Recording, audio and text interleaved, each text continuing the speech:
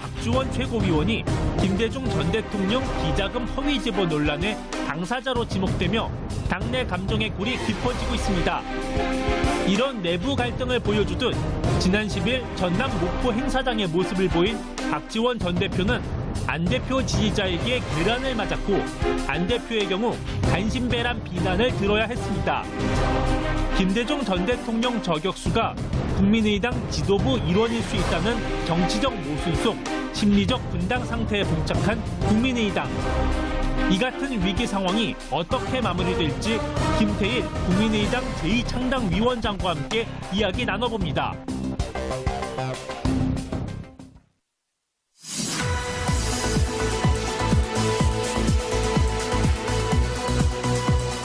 깨어있는 서울 시민을 위한 정직하고 알찬 프로그램 12월 12일 월요일 정봉주 품격시대 시작하겠습니다. 자, 첫 번째 주제, 바람잘 날 없는 국민의당입니다. 이 문제와 관련해서 함께 하실 두 분 모십니다. 김태일 국민의당 제2창당위원회 공동위원장 자리하셨습니다. 안녕하세요. 예, 제2창당이 돼야 되는데 당이 좀 망할 것 같아요. 예, 저 때문에 그런 게 아닌가 싶어서 몸둘 바를 모르겠습니다. 예, 교수님 때문에 그러겠어요. 그냥 당이 워낙 지금 뭐 콩가루가 됐으니까 그 교수님 탓은 아니죠. 뭐 잘 될 수도 있습니다. 기대합니다. 알겠습니다. 한 3, 4개월 전에 나오셔도 잘 될 것 같다고 그러시지 않으셨나요? 조금만 더 기다려주십시오. 자, 이경수 호서대 벤처대학원 겸임교수 자리하셨습니다. 네, 안녕하십니까? 예. 시청자 여러분들께서도 샵5400으로 다양한 의견 문자로 보내주시기 바라겠습니다. 페이스북 라이브로도 지금 시청하실 수 있습니다. 이게 교수님 정치를 오래 하셨지만 이게 일반 과거에 김대중 그 총재도 뭐 이런 봉변을 당한 적이 있고 김영삼 그리고 이 87년도 생각해보면 노태우 당시 이제 대선 후보 대구에 가서는 막 광주에 가서 막 돌팔매를 맞고 그랬잖아요. 전남대 가갖고. 네. 전주유세였어요. 전주유세. 전주였었나요, 그게? 전주유세에서 이제 돌팔매 맞는 바람에 아마 그때 민심이 대역전이 돼버렸죠. 그때. 소위 말해서 이제 1로 3급이 다 나왔지 않습니까?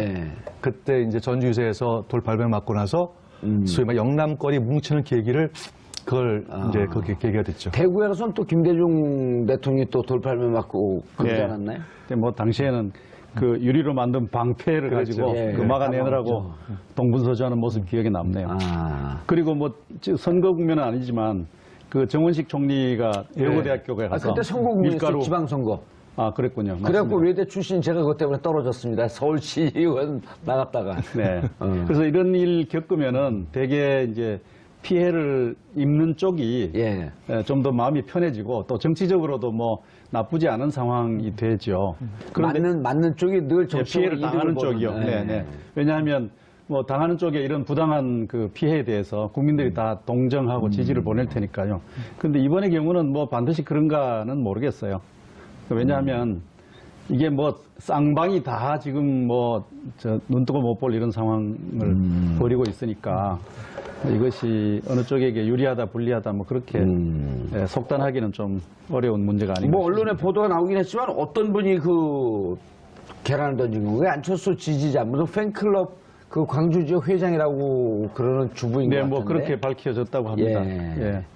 또 뭐 안철수 대표에 대해서는 또 뭐 계란은 아니지만 또 계란과 다를 바 없는 이제 폭언이 또 퍼부어졌고요. 그래서 뭐 쌍방 다 별로 이렇게 좋게 볼 수 없는 그런 상황이 벌어졌기 때문에 국민의당 전체가 국민들로부터 그 신임을 잃어버리는 그런 계기가 되지 않았나 싶고요. 어제 현장에 계셨었나요? 아니, 저는 아닙니다. 저는 뭐 당원이 아니기 때문에 정당 행사에는 가지 않았습니다만은 이것이 아마 국민의당의 어떤 파국을 재촉할 수 있는 가능성도 있다고 저는 봅니다. 뭐 그런 점에서 좀 주목을 하고자 합니다. 과거에 구민주당에서 열린우리당이 이제 분당되어 나올 때 이른바 그 난닝구 사건이라고 있었지 않습니까? 난닝구 백발 사건 해갖고 그때 이제 뭐 머리끄댕이 잡고 했던 것들이 김희선 의원이 머리끄댕이 잡히고 그랬었죠. 그래서 이제 그것이 이제 분열을 더욱더 촉진시켰던 계기가 되었던 터라서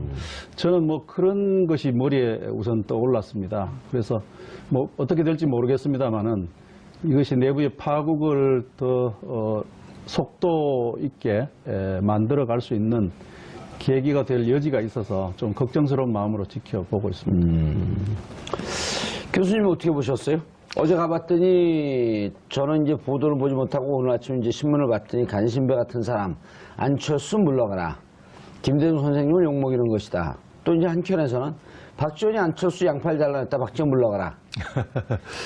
지금 뭐 김태일 위원장님 계셔서 제가 국민의당에 대해서 이러쿵저러쿵 뭐 말씀하는 건 참 어려운 부분인데 아니 얘기해 주셔야 돼요. 왜냐하면 그 교수님은 또 안에서 들여다보고 계신 그렇죠. 거고 네. 밖에서 외부자들 눈으로 또 봐줘야지. 그렇죠, 그렇죠. 내부자 외부자 눈이 맞으면서 이게 네네. 뭔가 개혁도 이루어지고 문제도 해결되는 거거든요. 그렇습니다. 지금 이제 어떻게 보면 이제 크게 두 가지로 저는 이제 이렇게 분류하고 싶습니다. 첫째는 국민의당의 창당 과정 중에서 어떻게 보면은 대단히 죄송스러운 말씀이냐면 뭐 일부 이제 젊은 초선 의원들 몇 분을 제외하고는 대부분이 과거 그 구민주당 그대로 있었으면은 대부분이 호남 민심이 제발 좀 물갈이를 하자라는 그런 여론조사 결과가 약 한 50% 이상이 넘는 분들이 상당히 많았거든요. 그러니까 이제 그분들이 이제 구 동교동결 중심으로 해가지고 빠져나오면서 거기에 안철수라고 하는 이제 정당이 새로 창당되려면 가장 중요한 게 대표적인 이제 대선주자가 있어야 되니까 그 대선주자 이제 안철수 후보가 결합이 되면서 어떻게 보면은 조금 그러니까 부조화된 어떤 정당의 창당부터 시작한 것이 아마 국민의당이 아니었냐 하다 보니까 대선이 끝난 다음에 과연 안철수 후보가 얼마만큼 유의미한 득표력을 갖느냐는 문제도 국민들의 관심사였고 두 번째는 만약에 대선이 끝나서 만약 안철수 후보가 패배했을 경우에 과연 국민의당이 그 소위 말한 정당으로서 가질 수 있는 정책과 이념, 노선 이런 것들을 정확히 어떻게 노정할 것인가에 대해서 굉장히 많은 관심이 가졌었거든요. 근데 과연 아니야 될까? 혹시가 됐다.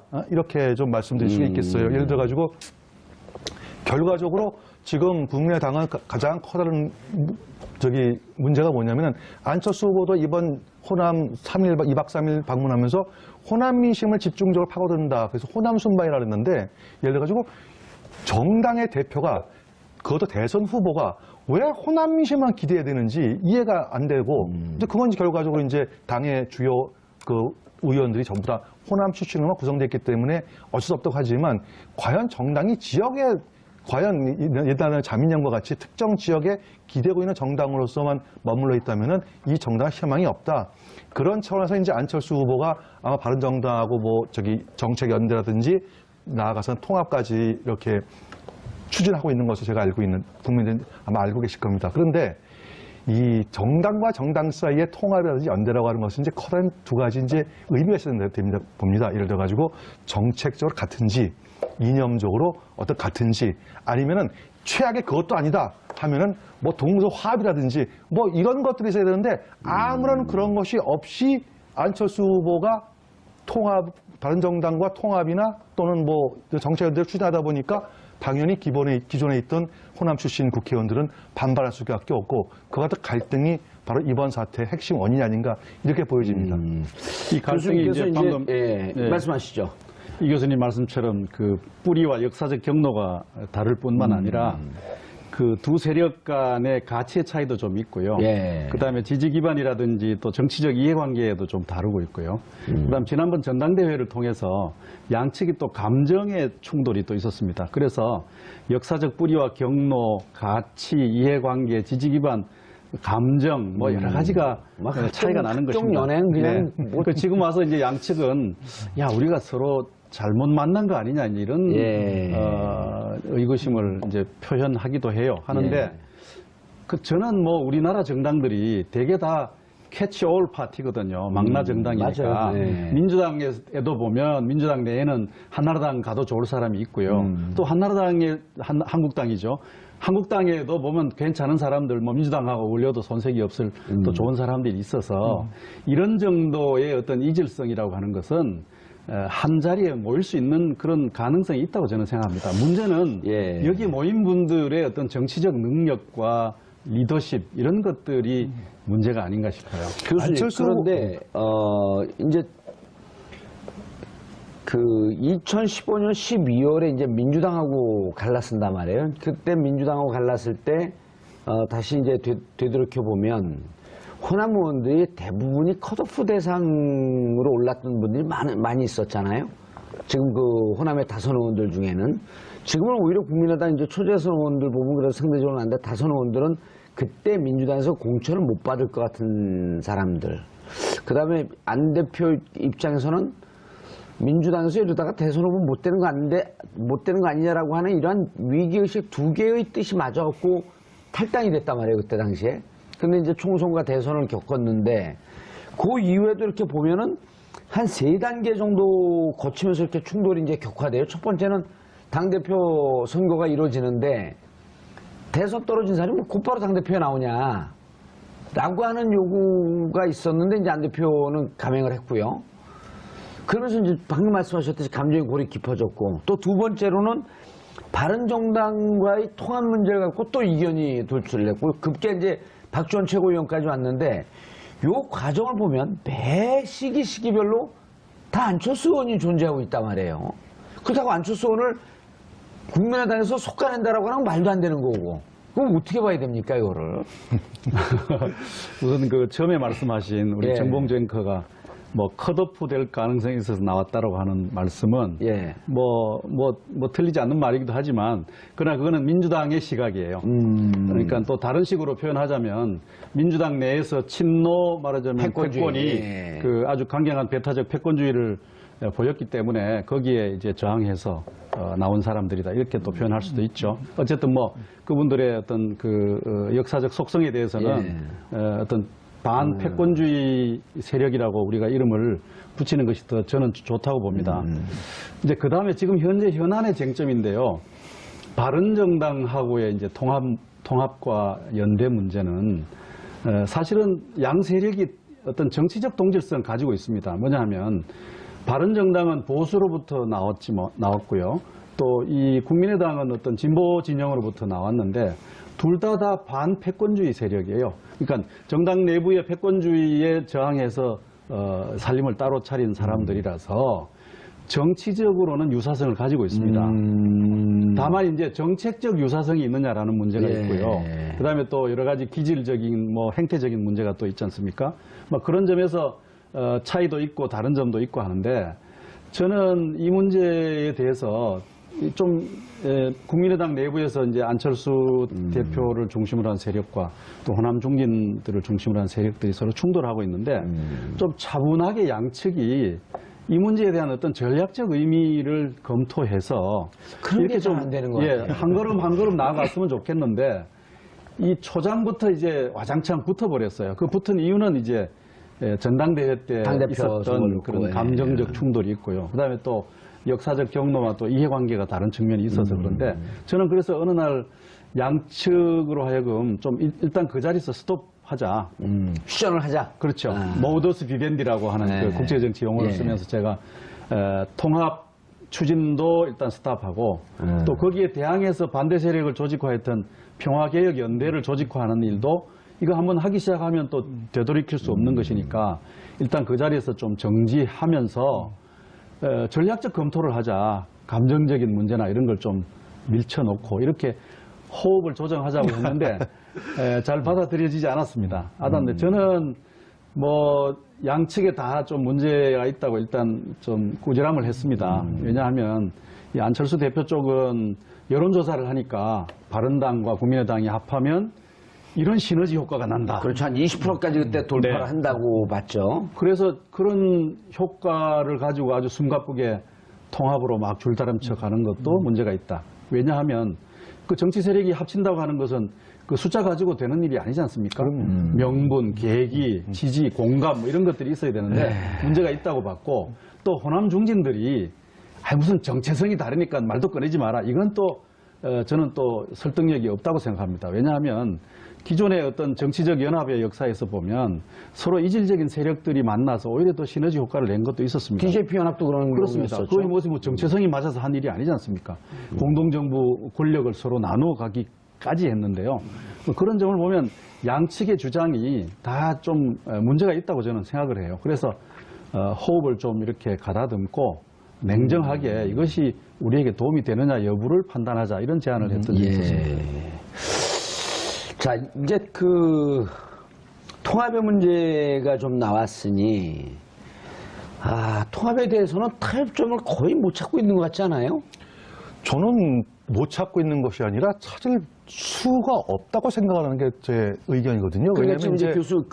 김태형 교수님께서는 정치적 동질성은 있다. 그런 과연 정책적 동질성이 있냐라고 하는 것을 찾아보자고 하는데 정책적 동질성을 찾기는커녕 감정으로 이미 갈라서 있고, 그럼 정책적 동질성이 가면 뭐냐? 이걸 일단 뭐 찾는다고 해보시죠. 그리고 정책적 동질성 찾을 수 있을까 이거를? 이제 한 세 가지를 말씀을 드릴게요. 첫째는 아까 이제 우리 김세일 위원장님께서 말씀하셨듯이 이제 양당이 예를 들어가지고 뭐 정책적 뭐 동질성까지 몰라도 정치적 동질성이 있다고 말씀하시면서 이제 말씀하셨는데 제가 볼 때는 반패권주의 맞습니다. 제가 볼 때 반패권주의에서는 출발한 게 맞는데 바른정당 같은 경우는 더 냉정하게 하면 반패권이라는 그 이름 명칭에서 형식으로는 반패권을 썼지만 내부적으로는 반기문 총장 모시기 위해서 만든 정당이거든요. 까놓고 얘기하면은 탄핵해놓고서 사실입니다. 이건 뭐 현실이니까. 아니 그런 요소도 있지만. 그래서요. 그 다음에 예를 들어가지고 일부 안 되니까 한 10대분은 지금 다시 자유하게 또 돌아갔어요. 그럼 나머지 계시는 분은 뭐냐면 마이너란 얘기죠. 반패권이 아니고 소위 말하는 어떤 그룹 속에서 마이너끼리 남아있는 게 지금 바른정당의 현 위상이다. 그렇게 볼 수 있고, 그 다음에 국민의당 같은 경우도 아까 말씀드렸듯이 예를 들어가지고 DJ 정신을 서로 계승하겠다고 해서 지난 대선과 총선 때 서로 더민주당하고 같이 경제했지 않습니까? 그러면 DJ 정신의 계승이라는데 DJ 정신 계승이 뭔가 보니까 제가 알고 있는 DJ 정신은 한 세 가지 정도 있는 것 같아요. 뭐 첫째 이제 어떤 민주주의, 가치 수호, 그 다음에 두 번째 인권, 그래서 세 번째 이제 한반도 평화 정착, 뭐 이런 정도 세 가지로 이제 DJ 정신이라고 볼 수 있는데 과연 국민의당의 의원들, 전체 계시는 분들 의원 중에서 그 세 가지에 투철하게 가지고 계신 분이 과연 몇 분이나 계신지, 거기에다가 한 가지 얘기하면 바른정당 계신 분들이 과거에 무슨 얘기냐 이런 얘기 하셨던 분들이에요. DJ가 말씀하신 한반도 평화 정착, 그래서 남북 햇볕 정책 통해서 어떤 한반도 평화 정착 이루자 그랬는데 그때 핵 문제가 나왔습니다. 그랬더니 김대중 대통령께서 뭐라고 말씀하셨냐면은 북한은 핵을 만들 의사도 없고 능력도 안 된다. 북한이 핵을 개발하면 내가 책임지겠다 이렇게 말씀하시던 걸 갖다 굉장히 비판했던 분들이 지금 바른정당에 계시는 분들이에요. 이분들하고 어떻게 DJ 정신을 계승합니까? 그러니까 이거는 처음부터 되지도 않는데 안철수 대표가 지금 본인의 정치적 탈출로 때문에 억지로 하다 보니까 소위 말하는 컨센서스도 제대로 구성 안 한 상태에서 밀어붙이시러 가니까 당연히 호남의 다선 의원들은 안 된다. 강력 반발이 나오고 뭐 이런 것들이 가장 핵심이지 예를 들어가지고 뭐 당대표 할 때 뭐 조금 나왔다 그거는 격가지다. 이렇게 저는 좀 반론하고 싶어요. 예, 아니 반론하셔야 돼요. 왜냐하면 이경수 교수님이 오늘 작심하고 양당 통합에 이게 정체성도 없고 정치적 일체성도 없다 그러는데 이렇게 보는 국민들이 실질적으로 여론조사를 하면 50%가 넘게 나옵니다. 국민의당과 바른당의 어떤 정치적 공통점이라고 하는 것은 우리나라 거대 양당이 오랫동안 분단 체제와 지역주의에 기생하면서 서로 상호의존을 하면서 적대적 상호의존을 해왔습니다. 맞습니다. 그런데 이 양당 체제가 얼마나 그 정치를 경직시키고 무능력하게 만들었냐는 건 우리가 잘 알고 있지 않습니까? 그런데 국민의당은 지난번 총선에서 국민들이 선택해서 그 의석수를 만들어준 겁니다. 금방 신생 정당에 대해서. 그러니까 거대 양당에 대해서 얼마나 국민들이 그 염증을 가지고 있느냐, 반감을 가지고 있느냐를 보여주었죠. 어쨌든 총선에서 다수당을 선택을 한 거니까요. 그렇습니다. 다당제를 선택했습니다. 그다음에 이제 바른정당의 경우는 총선에서의 국민의 선택은 아니었죠. 그렇죠. 그런데 어쨌든 박근혜의 그런 패권주의와 부패에 대해서 반대하고 방금 우리 이 교수님 말씀처럼 이제 그런 뭐 정치적 고려도 있었으리라고 봅니다. 그런데 이분들이 이제 나왔을 때 중간에 한번 대선 과정에서 돌아가려고 하지 않았습니까? 예. 그랬을 때 국민들이 그것을 지켜주었습니다. 젊은 애들이 막 후원금을 보내고 문자 보내고 해서요. 다시 재흡수되는 것을 저지해 주었습니다. 대선 그렇죠. 과정에서. 13명인가 그때 돌아갈 때 그때 급격하게 젊은 당원들이 늘어났고 무지무지 늘어났습니다. 후원금도 늘어나고요. 예. 유승민에 대한 지지도 또 갑자기 늘어나고 그랬습니다. 그래서 바른정당의 경우는 총선에서의 선택은 아니었지만 역시 국민 주권의 어떤 반영을 한 정치 세력으로 인정을 해도 좋겠다 싶고 국민의당은 아예 총선에서 거대 양당을 넘어서는 새로운 어떤 정당 체제의 지평을 열기 위해서 국민이 선택한 정당인데 그런 측면에서 이제 정치적 어떤 공감대는 분명히 있다고 보고요. 약간의 제3의 세력으로서의 의미는 그 서로의 공통점은 있다 이제 이렇게 그렇습니다. 보시는 거죠? 그런데 이제 문제는 이제 정책적인 문제, 가치의 문제인데 네. 사회 경제 노선에 있어서는 별별 차이가 없습니다. 유승민 굉장히 좌파적 노선을 지금 취했지 않습니까? 경제적인 그동안에. 측면이 있었어요. 그렇죠. 근데 예. 통일 문제에 있어서 또 우파적 정책을 통일 취해. 문제는 통일 안보 문제는 굉장히 아주 극우적. 보수적 입장을 취하고 있는데 그런데 두 정당이 그럼 이게 DA 정신의 어떤 범위 내에서 포괄될 수 있느냐 없느냐 또 보수 세력에서 볼 때 또 자기네들의 정체성을 상실하는 것이냐 하는 문제에 있어서 저는 접점이 있다고 생각해요. 왜냐하면요. 이거 한마디만 드리면 돼요. 우리가 진보 세력과 보수 세력이 각기 남북 관계에 이루어놓은 두 가지의 큰 업적이 있습니다. 예. 하나는 72년도 7.4남북 공동성명은 그렇죠. 보수 정부가 했던 일입니다. 92년도에 남북 기본 합의서 역시 보수 정부가 했던 겁니다. 그다음에 2000년도 6.15 공동선언은 진보 대통령이 했던 거고요. 그다음에 14선언 역시 진보 정부가 했던 겁니다. 그래서 남북 관계에 중요한 이정표가 되었던 4개의 큰 업적 가운데서 2개는 보수 정부가, 2개는 진보 정부가 했습니다. 그런데 진보든 보수든 이 4가지를 부인할 사람은 아무도 없습니다. 누가 이걸 부인하겠습니까? 진보 세력도 7.4남북 공동성명과 남북 기본 합의서를 이정표로 하고 있는 것이고 또 보수 세력 역시 마찬가지로 6.15와 14선언을 부인할 수가 없는 상황이라서 이 중도 세력으로서 국민의당과 바른정당이 적어도 통일 문제에 대해서 접점을 만들지 못할 이유가 없다.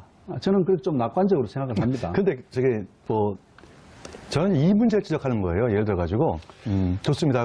우리 위원장님 교수님 정치학에 대해 선배시니까 다 선배도 무시하고 막 공격해도 돼요. 다 동료들이고. 연공소열 없습니다. 토론에 무슨 다만 이제 연공소열이 이번 있어요. 그 예산안 통과를 할 때 이제 어떤 문제가 있었냐면 이제 바른정당에서 강력히 반발한 게 증세 문제.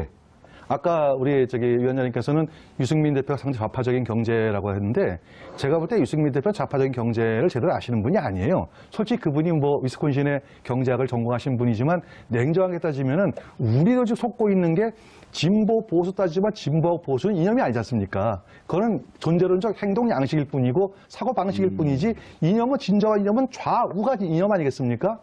근데 유승민 대표한테 좌우 어느 쪽이냐 그러면 유승민 대표는 답변 못 해요. 그렇기 때문에 이번 예산안 통과할 때 바른정당이 강력하게 왜 증세 문제를 표결할 때 반대를 강력히 했고 이미. 근데 거기에 이제 국민의당은 당연히 이제 그쪽 찬성했습니다. 이번 예산안 통과할 때. 한국당은 바보처럼 이렇게 바른정당에서 반대했죠. 법인세 올리는 인상하는 부분에 대해서 반대한 걸 말씀하시는 거죠? 맞죠. 예. 그러니까 소위 말하는 이제 우리가 그냥 흔히 그냥 간단하게 좌우할 때 좌의 핵심은 뭐냐면 국가가 좀 적극적으로 개입해서 복지, 인권, 환경 이쪽으로 많이 좀 관심을 가져보자라는 거 아니겠습니까? 그런데 거기에 바른정당은 반대를 했어요. 반대를 했고. 그런데 반대한 분이 어떻게 제가 소위 말하는 좌쪽의 어떤 이념에 국민의당과 같이 할 수 있겠느냐 그 점에 있어서도. 그다음에 두 번째 사드 배치 문제도 아까 물론 이제 그 안보 문제는 달래서 하셨는데 사드 배치 문제도 바른정당 강력하게 사드 배치 지지한 정당이에요. 그다음에 국민의당은 전혀 반대한 정당 아닙니까? 그러면 가장 핵심 한국 사회에서 가장 정치적인 이슈 중에서 2개는 소위 말하는 증세 문제하고 안보 문제인데 여기가 완전히 다른 정당이 다르다. 어떻게 그걸 접점을 살 수 있다고 하시는지. 그러면 사드 배치를 교수님 넘어가시기 전에 그러니까 예. 이경수 교수님께서는 지금 국민의당 내부에서 안철수 대표를 중심으로 해서 바른정당과 통합을 하자라고 하는 주장하는 측이 있고 아니면 호남의 그 근거지를 둔 많은 호남의 다선 의원들은 정체성이 기본적으로 다르기 때문에 같이 할 수 없다. 라고 하는데 후자 쪽 견해에 대해서 더 동의한다 이렇게 말씀하시는 거죠? 그렇죠. 교수님. 사드 언격결에 이게 토론이 돼버리네 그냥. 사드 배치를 대선 때부터 반대했던 유승민이나 혹은 사드 배치에 대해서 모성 전략을 취하다가 결국은 사드 배치를 승인하고 지금 어쨌든 추진하게 될 수밖에 없는 문재인 정부와 차이가 뭐죠? 유승민 대표는 찬성을 했죠. 그러니까 사드를 애초부터 찬성했던 유승민이나 모성 전략을 취하다가 결국은 승인하고 이제 추진할 수밖에 없는 문재인이나 뭐가 차이가 있죠? 저는 안보 문제에 대해서는요. 이게 우리가 좀 이렇게 넉넉한 잣대로 이렇게 상황에 따라서 봐야 된다고 생각해요. 문재인 대통령이나 유승민 대표는 결과론적으로는 같은 길을 갈 수밖에 없는 문재인 대통령 결국은 승인하고 상황이 그렇게 되어 있다. 그렇습니다. 왜냐하면 상황이 그렇게 된 거잖아요. 그렇죠. 예. 그러면 햇볕 정책도 마찬가지죠. 햇볕 정책 남북한이 잘 관계를 만들어 가던 시기와 국제 환경이 좋던 시기에 했던 그 정책과 그 햇볕 정책은 튼튼한 안보와 남북한 대화입니다. 예. 그러니까 안보 문제를 김대중 대통령이 소홀히 한 적이 없거든요. 그랬을 때 이 두 가지 아마 김대중 대통령이 지금 이 자리에 계신다면 현재 북한에 대해서 아주 강경한 목소리와 아마 채찍을 들었을 겁니다. 저는 그렇게 생각합니다. 그래서 이 김대중 노선을 굉장히 경직되게 해석하고 자기 권력 투쟁의 도구로 이렇게 화석화시키려고 하는 분들이 저는 좀 문제가 있다고 봐요. 김대중 대통령의 노선은 뭐냐 하면 실사구시입니다. 이분의 철학의 핵실은 그렇죠. 실용적이죠. 실사구시입니다. 실사구시이기 때문에 김대중 대통령이 현재 이러한 안보 상황에서 여전히 대화가 능사고 대화밖에 없다 이렇게 말씀하시진 않을 거라고 봐요. 그런 점에서 신축성 있게 행동하는 예. 문재인 대통령도 저는 칭찬을 하고 싶고 국민의당이나 또 유승민 바른정당 대표도 역시 그러한 측면에서 우리가 좀 넓게 봐줄 수 있는 범위 내에 있지 예. 않나 하는 생각이에요. 교수님. 이거를 둘로 잘라가지고 예. 이거냐 이렇게 이제 이념적으로 알겠습니다. 몰고 가면 예. 차이가 더 커져 보이죠. 그러나 유승민 바른정당 대표가 잘못한 게 있어요. 이건 굉장히 문책을 해야 될 대목이에요. 왜냐하면 무슨 햇볕 정책이나 지역주의 문제를 얘기하면서 그걸 무슨 버리거나 변화시켜야 내가 통합이 응하겠다 이런 얘기 했지 않습니까? 제가 그 말씀을 그거는 여쭈려고 안하무인의 하는데. 태도이고 예. 그러니까. 정치인으로서는 이거는 빵점짜리 태도라고 그래서 이제 생각합니다. 그거를 좀 여쭈려고 하는데 네. 초창기에 이제 그 20명, 13명이 돌아왔고 이제 20명이 됐을 때 간시 원내교섭단체 됐을 때 그때 국민의당과 통합 얘기가 나올 때는 처음에 이렇게 강경한 자세였었어요. 햇볕 정책 부분에 대해서 분명한 입장을 얘기하고 햇볕 정책을 폐기하겠다라고 하는 얘기를 하는 조건 하에서 우리가 통합을 할 수 있다라고 하는 뉘앙스의 얘기를 하다가 9명이 빠졌고 11명이 되니까 이제 좀 다급해졌는지 이런 부분에 대해서도 우리가 충분히 국민의당 뜻을 알고 김대중 대통령도 그때 또 높이 평가를 해요. 하면서 상황에 따라서 여러 가지 환경들이 달라지기 때문에 대화할 여지가 있다. 이 부분에 대해서도 깊게 한번 같이 고려해 볼 여지가 있다라고 좀 유화적으로 후퇴를 했거든요. 말이 바뀌었죠. 네, 말이 바뀌었죠. 유승민 대표 문제가 있어요. 문제가 있고 문제가 없는 정치인이 어디 있어요? 다 문제가 있죠. 근데 그런 점에서 저는요. 국민의당 내에 지금 통합에 반대하고 있는 분들 예. 박지원, 천정배, 정동영 예. 이 세 분이 일정하게 기여한 바가 있다고 생각합니다. 왜냐하면 저는 이분들이 무슨 소리냐 유승민 대표 당신 말은 그 가당치 않은 얘기다. 예. 그런 통합은 있을 수 없어.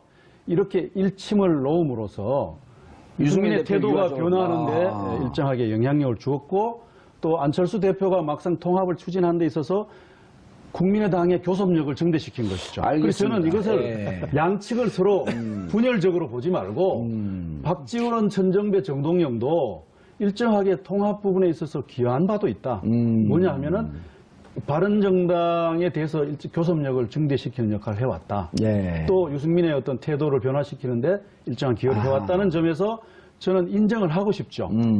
알겠습니다. 교수님, 설득력 꽤 설득력이 있어요. 그리고 처음서부터 얘기할 때와 다르게 입장이 좀 바뀌어서 바른정당과 국민의당도 약간의 접점이 생기는 것 같다. 그리고 대화 여지가 있는 것 같다. 문제는 내부의 갈등입니다. 예. 내부의 갈등이 오히려 지금 국민의당에서 통합을 반대하는 박지원, 천정배, 예, 정동영, 평화개혁연대 이분들이 바른정당 여기에 대해서 비판적인 시각보다도 오히려 내부의 안철수 지지 세력에 대한 비판적 시각이 훨씬 더 크거든요. 그렇죠. 감정의 골이 너무 깊어졌어요.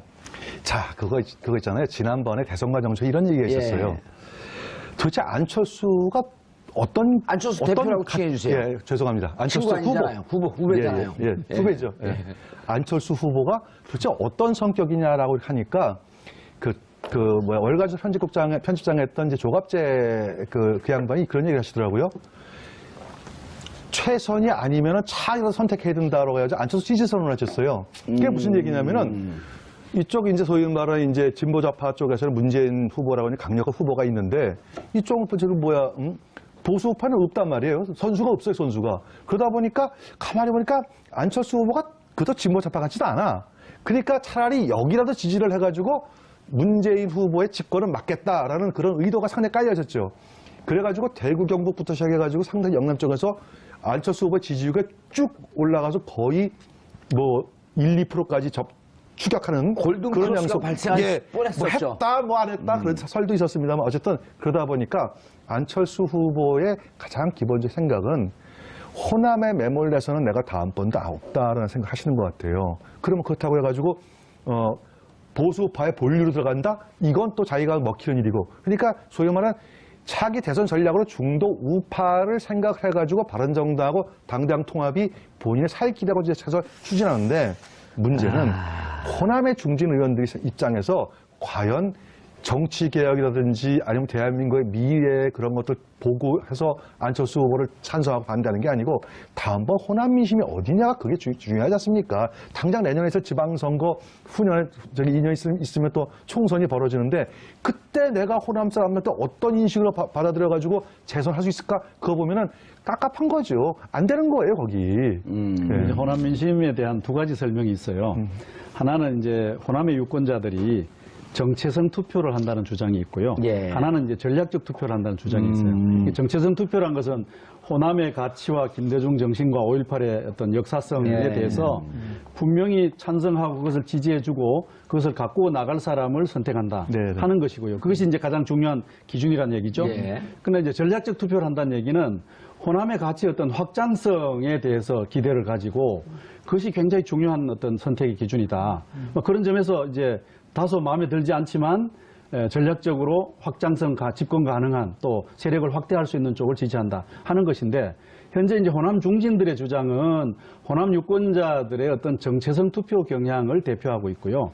그다음에 안철수 대표는 이제 확장성을 강조하면서 호남 유권자의 어떤 전략적 성격이 중요하다라고 하는 점을 부각을 시키고 있어요. 그런데 저는 양측 다 좀 공부를 해야 된다고 생각해요. 왜냐하면 정봉주님 그만 보십시오.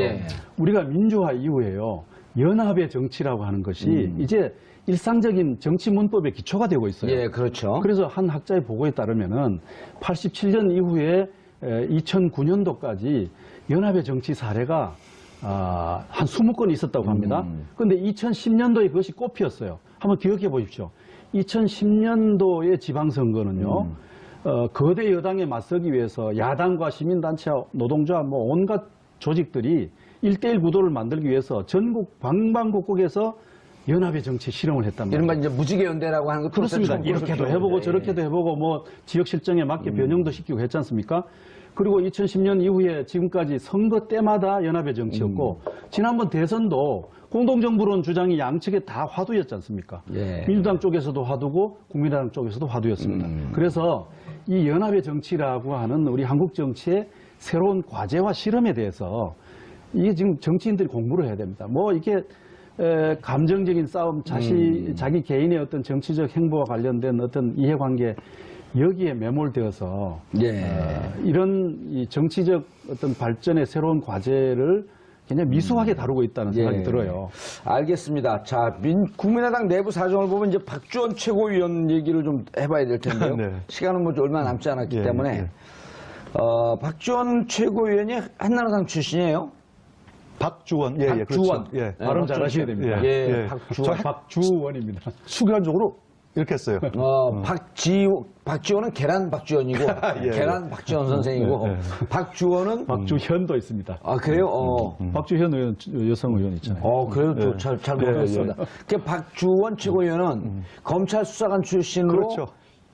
2006년도에 이제 그 당시에 이제 한나라당 공천으로 해서 안산시장이 됐어요. 2006년도에 그때 시장. 근데 그게 6월달 선거거든요. 근데 공천 받게 된 과정이 뭐냐면은 2006년도 2월달에 그 당시에 한나라당의 주성영 의원이고 이제 검사 출신이죠. 이분한테 이제 제가 제보할 게 있다 해가지고 그럼 무슨 제보냐 했더니 몇 가지가 있습니다 해서 이제 강남에 있는 뭐 타워플레이스 근처에 있는 사무실이라 그래요. 그 사무실에 갔더니 이제 주성이 혼자 갔죠. 혼자 올라갔더니 예를 들어가지고 뭐 몇 가지 저기 주는데 가장 핵심이 뭐냐면은 DJ 비자금이다 해가지고 CD 100억 원짜리 이제 양도성 예금 증서 예. CD 한 장하고 그 다음에 중소기업은행에서 발행한 이제 발행인 증서 그걸 주면서 이것이 DJ 비자금입니다. 라고 해가지고 건네줬다는 얘기예요. 그래서 이제 그 덕분에 공짜 받았는지 뭐 어쩌는지 모르지만 2006년도 6월 한 몇 개월 있을 후에 있는 이제 그 지방선거에서 안산시장은 당선이 됩니다. 그러다가 이제 안산 상록구 사동에 있는 그 주택정비사업 그거에서 이제 업적 뇌물을 받았다 그래가지고 2010년도에 이제 구속이 되죠. 나중에 이제 대법원에서 무죄 판결 납니다만 그리고 2017년도 16년 선거에서는 이제 국민의당으로 말을 갈아타가지고 그 안산에서 이제 또 출마를 해요. 낙선됐죠. 그리고 이제 소위 말하는 이제 안철수 대표의 이제 측근으로 이제 분류가 돼가지고 최고위원 선거까지 이제 당선되신 분이죠. 예. 근데 이제 그때 당시에 그 주성용 의원이 김대중 DJ 비자금 100억 이걸 너무나 확신해갖고 그 국회에서 발언한 것도 아니고 라디오 인터뷰 나가서 발언했다 그래요. 그럴 정도로 확신했었는데 나중에 결국은 검찰 내부에서도 이것이 다 가짜다. 라고 하는 거를 어떻게 지금 그때 제보했는데 이게 지금 터졌을까요, 얘기가? 지금 저도 뒷얘기를 좀 들어보니까요. 예. 우선 저 우연히 이렇게 다시 한번 이 문제가 관심을 받게 된 것이라고 생각해요. 아, 우연히? 예, 물론 이제 한쪽에 이게 정치적 음모가 아니냐라고 하는 그런 의심도 있습니다. 국민의당 내부에는 이게 이상하다. 왜 이렇게 지금 와서 이것이 불거지느냐. 여기에 묻은 어떤 정치적 기획과 음모가 있지 않느냐. 그래서 충분히 그렇게 의심할 수 있죠. 이런 의심은 있습니다만은 그런 의심을 뒷받침할 수 있는 또 구체적인 증거는 지금 현재 없는 상태고요.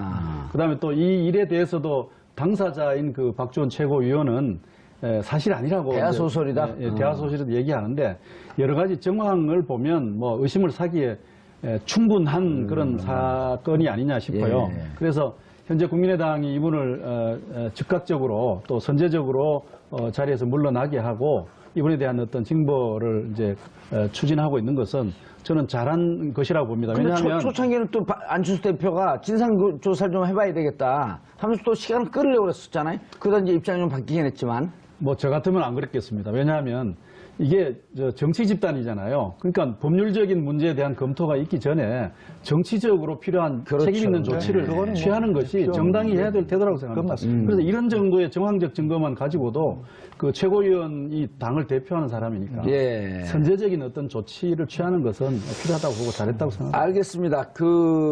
지금 이제 민주당 국민의당 내부 이 갈등 좀 정리가 될까요?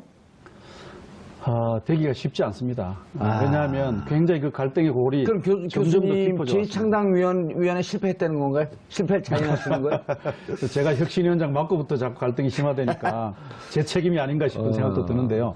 그래서 저는 양측이 일단 좀 그 자리에서 그 중단하라라고 하는 모든 비밴디를 요구했으면 너무 감정이 깊어져갖고 더 나빠졌습니다. 예. 그래서 지금은 이런 상태를 계속 두는 것은 가장 나쁜 상황입니다. 그러니까 그 난 디시전 상태로 두는 것이 가장 나쁜 상태라서 양측의 두 분이 말하자면 대표격으로 나와서 이 문제 어떻게 처리할 것인가라는 룰을 정해야 됩니다. 룰을 정하고 여기에 말하자면 그 과정 속에서 결론에 승복을 해서 갈라서든지 말든지 하는 것을 이제는 마지막 디시전을 해야 될 단계라고 생각합니다. 그게 안철수 대표의 리더십인데 그도 못하면 어떻게 됩니까? 그냥 계속 싸우다 맙니까? 그래서 저는요, 이 정당의 최고주의는 당원이지 않습니까? 예. 그래서 전체 당원이 투표를 하게 하든지 아니면 뭐 또 다른 어떤 대의기구가 투표를 하게 하든지 어쨌든 당의 결정기구에서 이 문제에 대한 결론과 매듭을 짓는 것이 현재 깨지는 것보다는 낫다고 생각합니다. 창당이든 해체든 무조건 그것은 전당에서 다른 기구에 위임할 수 없는 권한 아니에요. 네. 결국 전당대회를 해야 되죠. 알겠습니다. 이영수 교수님, 네. 여전히 부정적이시죠? 내부가 봉합될까요? 저는 갈라쓰는 게 맞다. 예. 왜냐면은 지금 이 사건 아니 갈라서는 것도 방법이 중요합니다. 서로 내가 이 국민의당 지키고 너네가 나가라, 네가 가라 하와이 이런 거거든요 지금. 사실은 왜냐면 근데 이제 제일 좋은 방법은 해체하게 되면 비례대표도 살고 그렇죠, 그렇죠. 새롭게 창당하는 과정을 갈 수 있는 거거든요. 네, 차라리 저는 예전에 새누리당인가요? 거기도 해체하라고 그런 주장한 적이 있었거든요. 국민의도 마찬가지예요. 차라리 저럴 바에는 해체해가지고 새롭게 틀을 짜는 게 안철수 대표의 미래도 있고 그 다음에 또 저쪽도 각자 갈 길 가는 거죠. 그러니까 저는 해체를 하든 아니면 분열을 하든 아니면 바른당하고 통합을 하든 당원에게 맡기자는 거죠. 당원에게 맡겨서 결정하게 하자. 어쨌든 그 룰을 양측의 그 준비위원이나 뭐 이런 심판 두 명이 나와서 룰을 만들고 최종적으로 전당대회를 통해서 입장 결정을 하자. 예, 제가 오늘 제2창당위원장으로서 공개적으로는 처음 하는 것입니다만 제가 그런 제안을 양측에다가 오늘 이 자리를 떠나서 하려고 합니다. 사실은 이것이 공식적인 제안일 수도 있습니다. 알겠습니다. 양측 두 분이 저랑 5명이 해서 이 문제에 대한 결정 룰을 만들고 그 결정 룰의 어떤 주체는 당원이고 이런 부분에 대해서 합의를 해서 여기서 게임해서 끝내자 이거죠. 알겠습니다. 이렇게 지지부진하고 골병드는 상태가 가장 나쁜 상태입니다. 알겠습니다. 국민의당의 스트레스가 깊어지는 만큼 한국 정치의 스트레스도 깊어지는 것 같습니다. 어떻게 될지, 봉합이 될지, 해체로 끝이 날지 지켜봐야 될 것 같습니다. 우리가 외고대학교에 가서 그때 선거구였어요. 지방선거. 그랬군요. 그래갖고 외대 출신 제가 그것 때문에 떨어졌습니다. 서울시 의원 나갔다가. 네. 그래서 이런 일 겪으면은 되게 이제 피해를 입는 쪽이 좀 더 마음이 편해지고 또 정치적으로도 뭐 나쁘지 않은 상황이 되죠. 그런데 맞는 쪽이 늘 피해를 당하는 쪽이요. 왜냐하면 뭐 당하는 쪽에 이런 부당한 그 피해에 대해서 국민들이 다 동정하고 지지를 보낼 테니까요. 그런데 이번의 경우는 뭐 반드시 그런가는 모르겠어요. 왜냐하면 이게 뭐 쌍방이 다 지금 뭐 눈뜨고 못 볼 이런 상황을 벌이고 있으니까 이것이 어느 쪽에게 유리하다 불리하다 뭐 그렇게 속단하기는 좀 어려운 문제가 아닌가. 뭐 언론에 보도가 나오긴 했지만 어떤 분이 그 계란을 던진 건가요? 안철수 지지자 무슨 팬클럽 그 광주 지역 회장이라고 그러는 주부인 것 같은데. 뭐 그렇게 밝혀졌다고 합니다. 또 뭐 안철수 대표에 대해서는 또 뭐 계란은 아니지만 또 계란과 다를 바 없는 폭언이 또 퍼부어졌고요. 그래서 뭐 쌍방 다 별로 이렇게 좋게 볼 수 없는 그런 상황이 벌어졌기 때문에 국민의당 전체가 국민들로부터 그 신임을 잃어버리는 그런 계기가 되지 않았나 싶고요. 어제 현장에 계셨었나요? 아니, 저는 아닙니다. 저는 뭐 당원이 아니기 때문에 정당 행사에 가지 않았습니다만은 이것이 아마 국민의당의 어떤 파국을 재촉할 수 있는 가능성도 있다고 저는 봅니다. 뭐 그런 점에서 좀 주목을 하고자 합니다. 과거에 구민주당에서 열린우리당이 이제 분당되어 나올 때 이른바 그 난닝구 사건이라고 있었지 않습니까? 난닝구 백발 사건 해갖고 그때 이제 뭐 머리끄댕이 잡고 했던 것들이 김희선 의원이 머리끄댕이 잡히고 그랬었죠. 그래서 이제 그것이 이제 분열을 더욱더 촉진시켰던 계기가 되었던 터라서 저는 뭐 그런 것이 머리에 우선 떠올랐습니다. 그래서 뭐 어떻게 될지 모르겠습니다만은 이것이 내부의 파국을 더 속도 있게 만들어 갈 수 있는 계기가 될 여지가 있어서 좀 걱정스러운 마음으로 지켜보고 있습니다. 교수님 어떻게 보셨어요?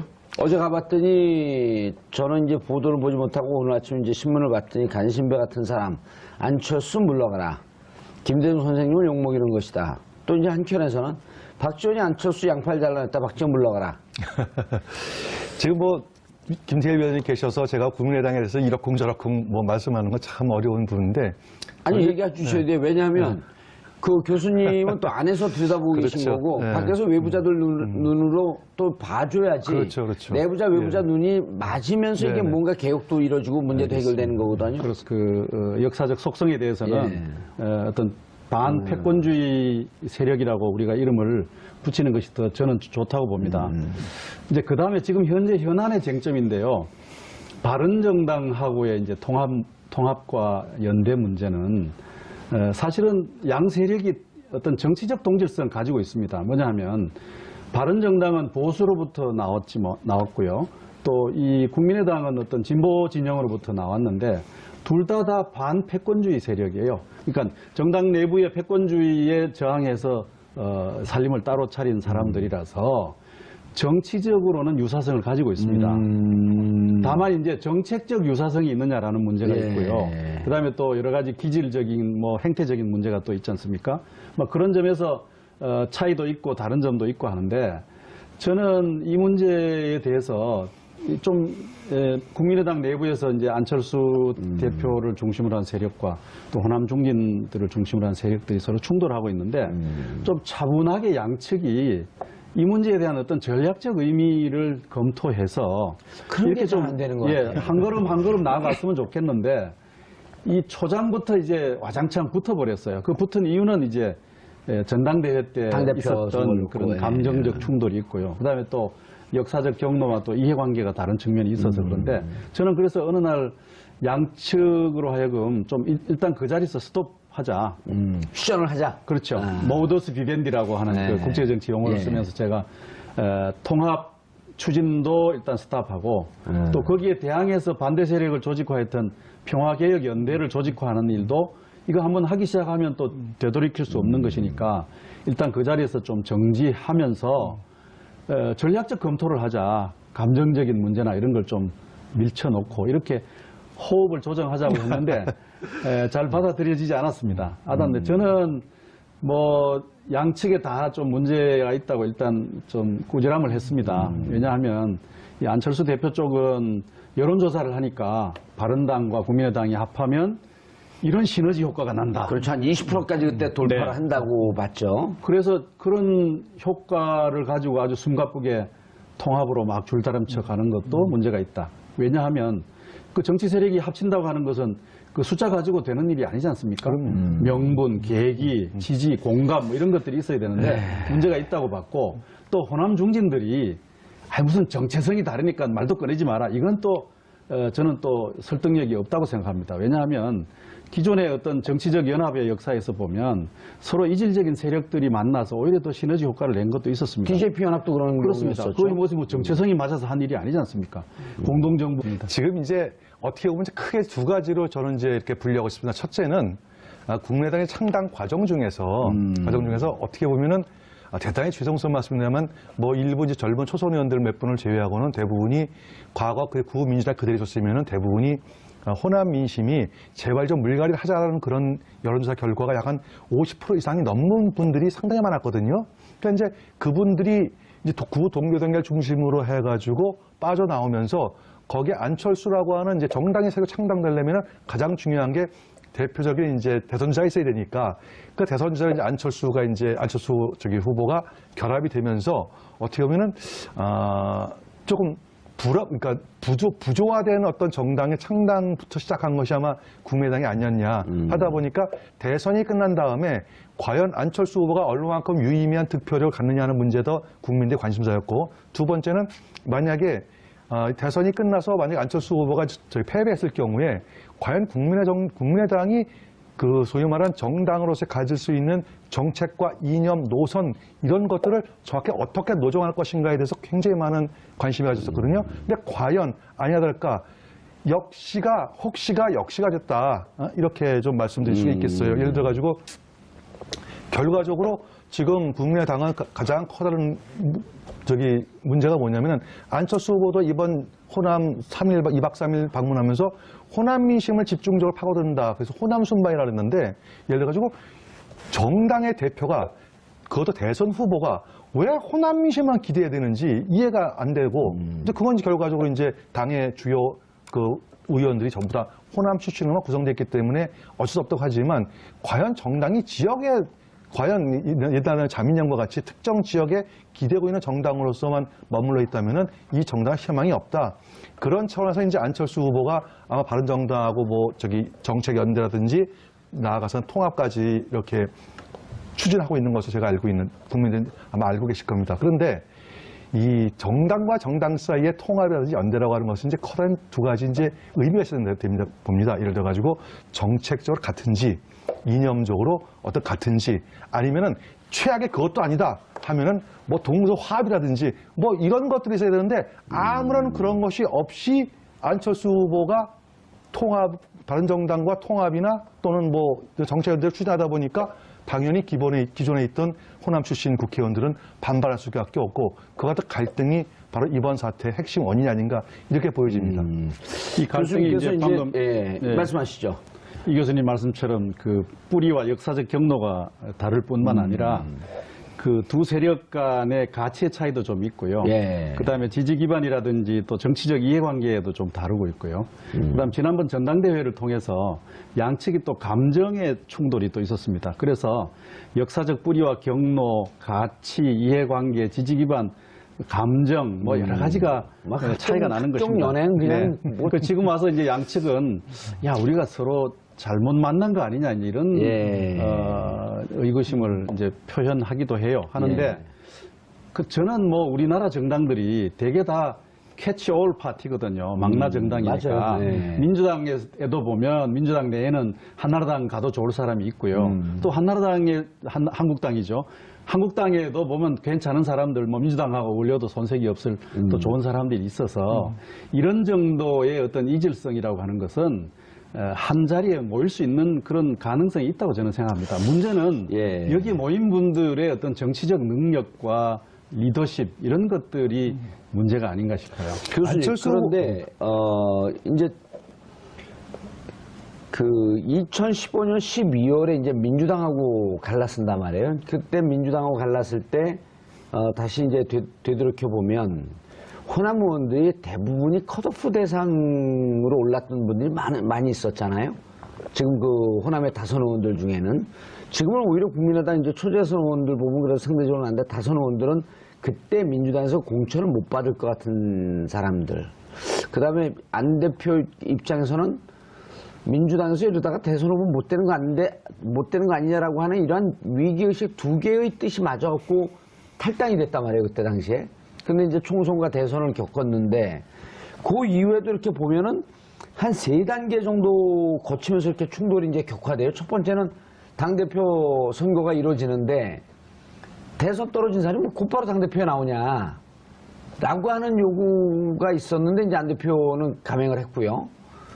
그러면서 이제 방금 말씀하셨듯이 감정의 골이 깊어졌고, 또 두 번째로는 바른정당과의 통합 문제를 갖고 또 이견이 돌출했고, 급게 이제 박지원 최고위원까지 왔는데, 요 과정을 보면 매 시기별로 다 안철수 의원이 존재하고 있단 말이에요.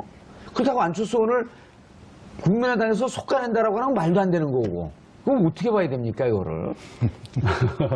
우선 그 처음에 말씀하신 우리 정봉주 앵커가 뭐 컷오프 될 가능성이 있어서 나왔다라고 하는 말씀은 뭐 틀리지 않는 말이기도 하지만 그러나 그거는 민주당의 시각이에요. 그러니까 또 다른 식으로 표현하자면 민주당 내에서 친노 말하자면 패권이 그 아주 강경한 배타적 패권주의를 보였기 때문에 거기에 이제 저항해서 나온 사람들이다 이렇게 또 표현할 수도 있죠. 어쨌든 뭐 그분들의 어떤 박지원 최고위원이 김대중 전 대통령 비자금 허위 제보 논란의 당사자로 지목되며 당내 감정의 골이 깊어지고 있습니다.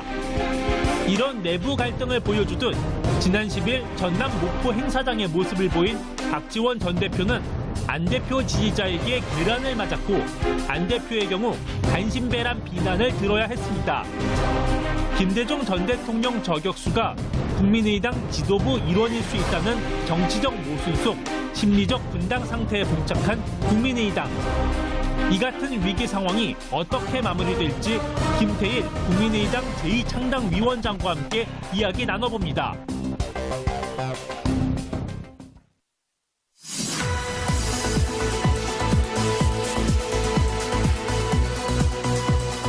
깨어있는 서울 시민을 위한 정직하고 알찬 프로그램 12월 12일 월요일 정보지 국교시대 시작하겠습니다. 자, 첫 번째 주제, 바람 잘 날 없는 국민의당입니다. 이 문제와 관련해서 함께 하실 두 분 모십니다. 김태일 국민의당 제2창당위원회 공동위원장 자리하셨습니다. 안녕하세요. 예. 제2창당이 돼야 되는데 당이 좀 망할 것 같아요. 예, 저 때문에 그런 게 아닌가 싶어서 몸둘 바를 모르겠습니다. 교수님 때문에 그러겠어요. 그냥 당이 워낙 지금 뭐 콩가루가 됐으니까 그 교수님 탓은 아니죠. 뭐 잘 될 수도 있습니다. 기대합니다. 알겠습니다. 한 3, 4개월 전에 나오셔도 잘 될 것 같다고 그러시지 않으셨나요? 조금만 더 기다려주십시오. 자, 이경수 호서대 벤처대학원 겸임교수 자리하셨습니다. 네, 안녕하십니까? 시청자 여러분들께서도 샵5400으로 다양한 의견 문자로 보내주시기 바라겠습니다. 페이스북 라이브로도 지금 시청하실 수 있습니다. 이게 교수님 정치를 오래 하셨지만 이게 일반 과거에 김대중 그 총재도 뭐 이런 봉변을 당한 적이 있고 김영삼 그리고 이 87년도 생각해보면 노태우 당시 이제 대선 후보 대구에 가서는 막 광주 가서 막 돌팔매 맞고 그랬잖아요. 전남대 가갖고. 네. 전주유세였어요. 전주유세. 전주였었나요, 그게? 전주유세에서 이제 이렇게 돌팔매 맞는 바람에 아마 그때 민심이 대역전이 돼버렸죠. 그때. 소위 말해서 이제 1로 3급이 다 나왔지 않습니까? 그때 이제 전주유세에서 돌팔매 맞고 나서 소위 말 영남권이 뭉치는 계기를 그걸 이제 그게 계기가 됐죠. 대구에 가서는 또 김대중 대통령이 또 돌팔매 맞고 그러지 않았나요? 뭐 당시에는 그 유리로 만든 방패를 가지고 그 막아내느라고 동분서주하는 모습 기억에 남네요. 그리고 뭐 선거 국면은 아니지만 그 정원식 총